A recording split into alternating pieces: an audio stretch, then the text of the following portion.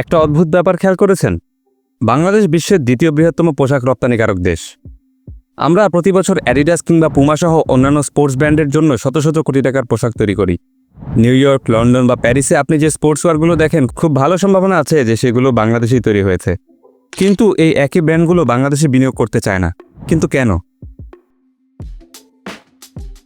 2010 সাল থেকে আমাদের ক্রিকেট দলের কোনো প্রপার কিট স্পন্সর নেই।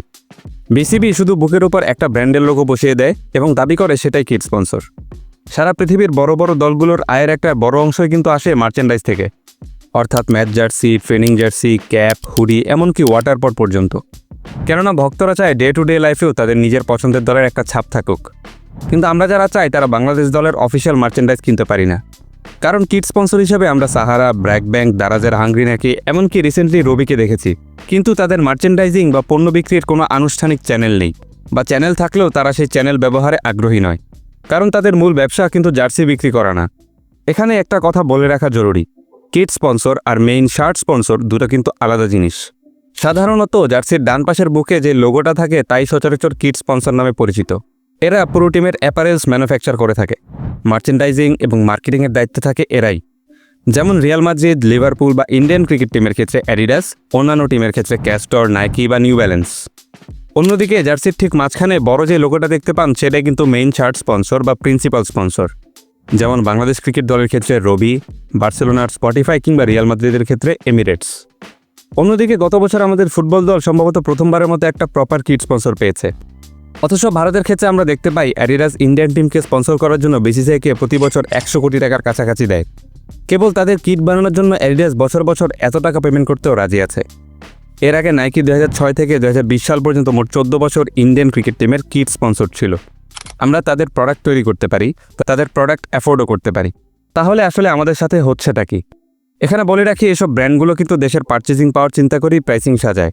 যেমন নাইকির জুতা ইন্ডিয়ায় 7,500 রুপি, অ্যাডিডাসের টি শার্ট 800 রুপিতেও পাওয়া যায়। সুতরাং আমরা তাদের প্রোডাক্ট অ্যাফোর্ড করতে পারবো না তা কিন্তু নয়। তবে কেন মেজর স্পোর্টস ব্র্যান্ডগুলো বাংলাদেশে আসছে না? প্রথমেই পরিষ্কার করে বলা যাক, বাংলাদেশে আসলে আমাদের জন্য কি আছে। হ্যাঁ, আপনি হয়তো দেশেই নাইকি, অ্যাডিডাস কিংবা পুমার পণ্য কিনতে পারবেন অফিসিয়ালি। গুলশান, বনানী বা ধানমন্ডিতে তাদের অফিসিয়াল স্টোরই কিন্তু আছে। কিন্তু এগুলো নাইকি বা অ্যাডিডাসের নিজস্ব অপারেশন নয়। নাইকি বাংলাদেশে এসেছে অ্যাপেক্সের হাত ধরে, অ্যাডিডাস এসেছে বাটা এবং ডিবিএল গ্রুপের মাধ্যমে। ব্যাপারটা ঠিক একটা ডিলারশিপের মতো। আমেরিকার অরেগনে বসে থাকা নাইকি ইনকর্পোরেশন বা জার্মানির অ্যাডিডাস এজির সাথে বাংলাদেশের কোনো ডিরেক্ট অপারেশনাল সম্পর্ক নেই। পার্থক্যটা কিন্তু আকাশ পাতাল। ইন্ডিয়াতে নাইকি, অ্যাডিডাস থেকে শুরু করে পুমা, অ্যাসিক্স সরাসরি কাজ করে। তারা সেখানে নিজস্ব সাবসিডিয়ারি অফিস খোলে, যেমন অ্যাডিডাস ইন্ডিয়া এবং নাইকি ইন্ডিয়া। এরা কিন্তু অ্যাডিডাস বা নাইকির প্যারেন্ট কোম্পানির সাবসিডিয়ারি। কিন্তু বাংলাদেশি ডিবিএল বা বাটা যখন অ্যাডিডাস নামটা ব্যবহার করে, তারা তখন শুধুই রিটেলার। বাংলাদেশের স্পোর্টস কালচার ডেভেলপমেন্টের সাথে তাদের কোনো সম্পর্ক নেই।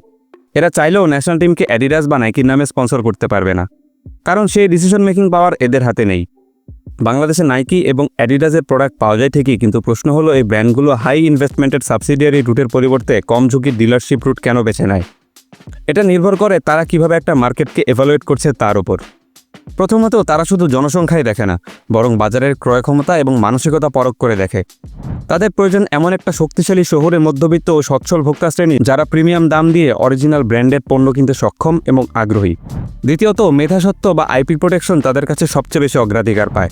যদি কোনো দেশের ট্রেডমার্ক সুরক্ষা দুর্বল হয় এবং নকল পণ্য প্রকাশ্যে বিক্রি হয়, তবে ব্র্যান্ডগুলো সেখানে বড় বিনিয়োগের ঝুঁকি নেয় না, কারণ এতে তাদের ব্র্যান্ড ভ্যালু এবং মার্কেটিং ইনভেস্টমেন্ট ক্ষতিগ্রস্ত হয়। তৃতীয়ত, তারা একটা উন্নত রিটেল এবং ডিজিটাল অবকাঠামো খোঁজে। ব্র্যান্ডগুলো সবসময় চায় ডিরেক্ট টু কনজিউমার মডেলের মাধ্যমে সরাসরি ক্রেতার কাছে পৌঁছাতে। চতুর্থত, সংশ্লিষ্ট দেশের বাণিজ্য নীতি এবং শুল্ক কাঠামো বিনিয়োগের সিদ্ধান্তে বড় ভূমিকা রাখে। আমদানি শুল্ক অতিরিক্ত বেশি হলে পণ্যের দাম সাধারণের নাগালের বাইরে চলে যায়, যা দীর্ঘমেয়াদে ব্যবসার প্রসারে বাধা হয়ে দাঁড়ায়।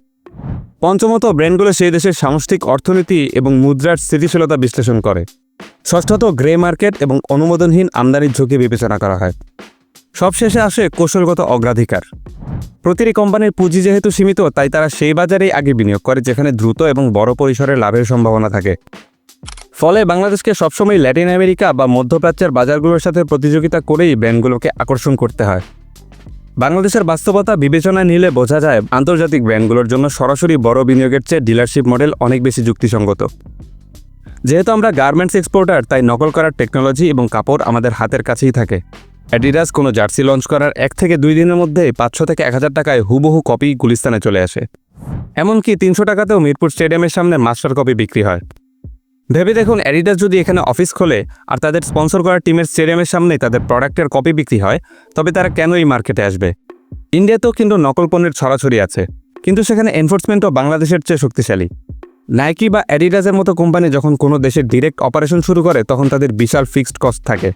ইন্ডিয়াতে সেলসের ভলিউমটা বেশি বলে নকল প্রোডাক্ট থাকা সত্ত্বেও এই খরচটা তাদের উঠে আসে। এবার আসি সবচেয়ে বড় বাধায়, ট্যাক্স। বাংলাদেশের ইম্পোর্ট ট্যাক্স স্ট্রাকচার এই ব্র্যান্ডগুলোর জন্য একটা বড় বাধা। জুতা বা কাপড়ের উপর বাংলাদেশে প্রায় 100 থেকে 125% পর্যন্ত ট্যাক্স দিতে হয়। ট্যাক্সের কারণে চওড়া মূল্যের প্রোডাক্টের দাম বেড়ে যায় আরও। যেমন বাটায় এডি0 স্নিকার্সের দাম প্রায় 20,000 টাকা। এত চওড়া দামে কয়জন জেনুইন প্রোডাক্ট কিনবে? সত্যি কথা বলতে নাইকি, পুমা বা অ্যাডিডাসের জন্য বর্তমান ফ্র্যাঞ্চাইজি মডেলটাই সবচেয়ে বেশি লাভজনক। অ্যাপেক্স বা বাটা তাদের লাইসেন্সিং ফি দিচ্ছে, প্রোডাক্ট ইম্পোর্ট করছে।